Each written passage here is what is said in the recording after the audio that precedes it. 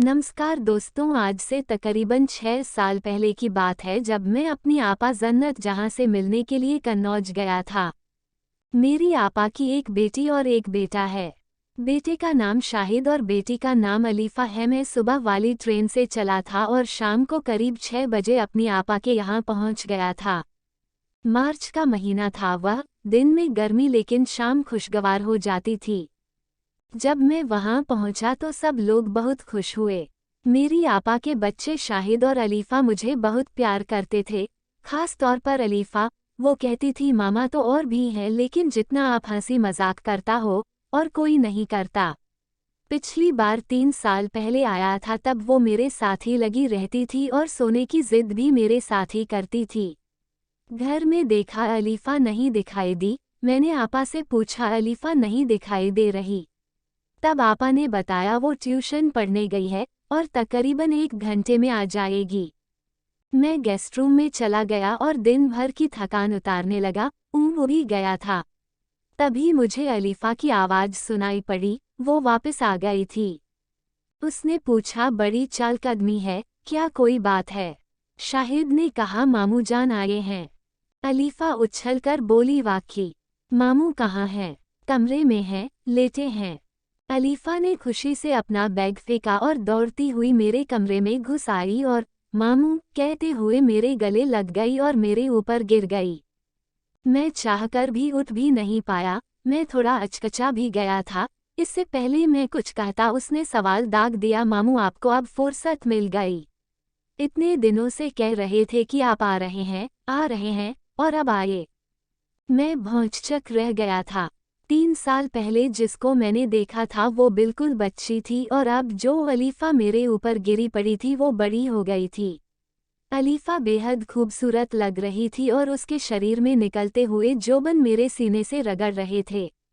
सही कह रहा हूँ, मैंने उसको प्यार से उसके माथे को चूमा और कहा अरे अली, कम से कम आ तो गया। मेरा बायां हाथ उसके पेट पर था और अनजाने में सहलाने लगा और एक सिहरन मेरे अंदर दौड़ गई। बड़ी शर्म आई। अलीफा मेरी भांजी थी, पर उसने मेरे अंदर से कहीं बहुत तेजी से हिला दिया था। थोड़ी ही देर में मैंने अपने होश पर काबू किया, अपने को धिक्कारा और उसको अपने से उठाते हुए कहा जाओ मेरे लिए पानी ले आओ। उसने चहकते हुए कहा मामू अभी लाए, और वह कमरे के बाहर चली गई। उसके जाने के बाद मैं सोचने लगा उस हलचल की जो मेरे अंदर होने लगी थी जब वह मेरे ऊपर गिरी थी। मुझको अपने पर शर्म आ रही थी कि अलीफा तो अब भी बच्ची बनकर मुझसे मिल रही थी लेकिन मैं उसके मिलने के तरीके से, उसके शरीर को अपने से मसलता पाकर बिल्कुल ही बेचैन हो गया था। मेरा हथियार भी पैंट के अंदर कसमसा कर कड़ा हो गया था। मैं अपनी इन्हीं उलझनों में घिरा हुआ बाहर निकल आया और सबसे मिलकर बातें करने लगा। बात करते करते और खाना खाते रात के 9 बज गए।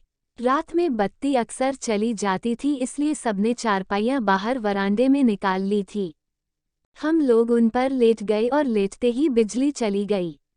शाहिद और अलीफा की अधकचरी नींद उखड़ गई और कहने लगी मामू कुछ सुनाओ, नहीं तो ऐसे नींद नहीं आने वाली।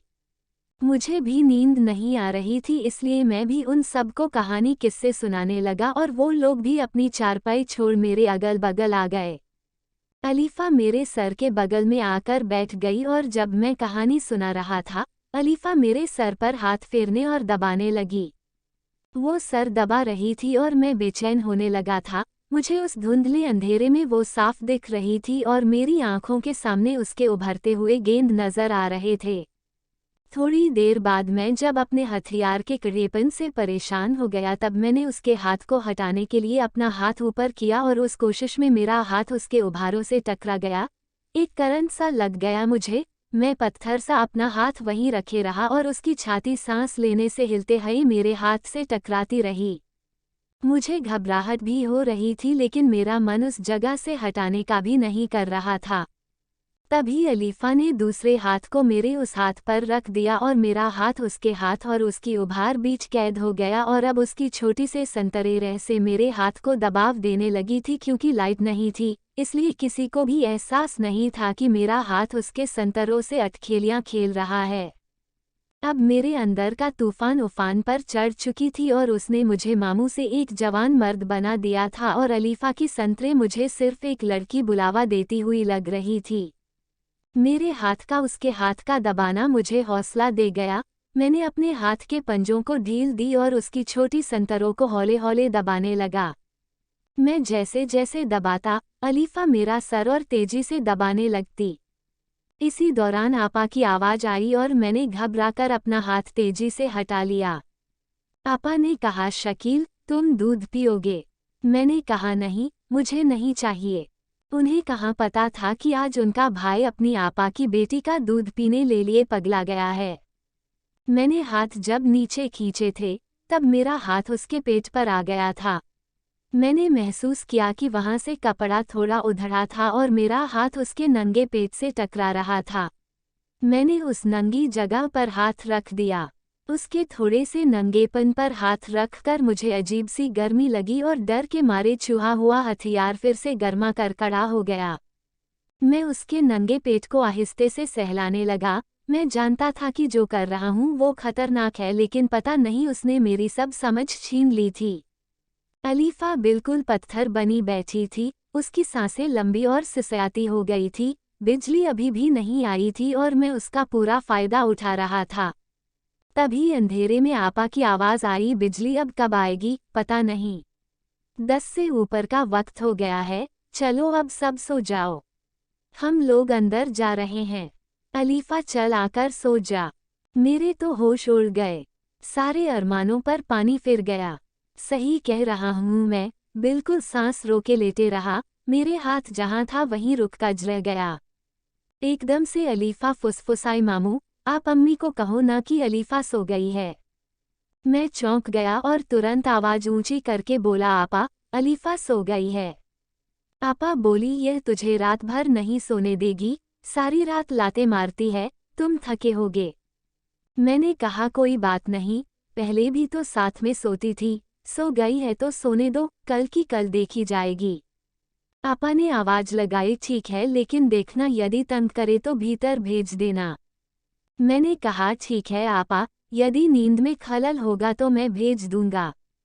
इसके बाद सन्नाटा छा गया। मैंने थोड़ा सर उठाकर देखा तो पाया मेरा भांजा पैर पसारे दूसरी चारपाई पर सो गया है और अलीफा भी शांत पड़ी है। मैं सोच रहा था कि अलीफा जो बगल की चारपाई पर जाकर लेटी है, उसे उठाऊं या नहीं। तभी अलीफा करवट लेते हुए मेरी चारपाई पर आ गई और साथ में ही लेट गई। मैंने हाथ से अलीफा के सर को सहलाया और धीमी आवाज में कहा, अलीफा, मामू की याद आती थी। अलीफा ने मासूमियत से मेरी तरफ देखा और अपना हाथ मेरे सीने पर रख कर बोली, मामू, मैंने आपको बहुत मिस किया। और वो और मेरे से लाड़ में और सिमट गई। उसको अपने से बिल्कुल चिपटा पाकर मेरा हथियार बेहद खुश हो गया और पजामे से बाहर आराम से दिख रहा था। मैं जानता था कि मेरी वो भांजी है, मुझे बहुत प्यार करती है और यह सब उसकी नादानी में ही हो रहा है, लेकिन मुझे उसके शरीर का सुख मिल रहा था और बस मैं उसे भोगना चाहता था, जो भी सुख बिना किसी को पता चले मिल सकता था।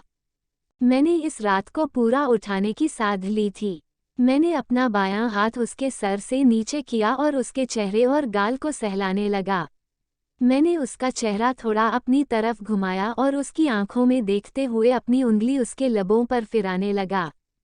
वो वैसे ही अधमुंदी आंखों से मेरी तरफ देखते हुए पड़ी रही। मेरा उसके चेहरे को इस तरह उंगली फिराने से अलीफा भी बेचैन हो रही थी, उसकी सांसें बहुत भरी चल रही थी।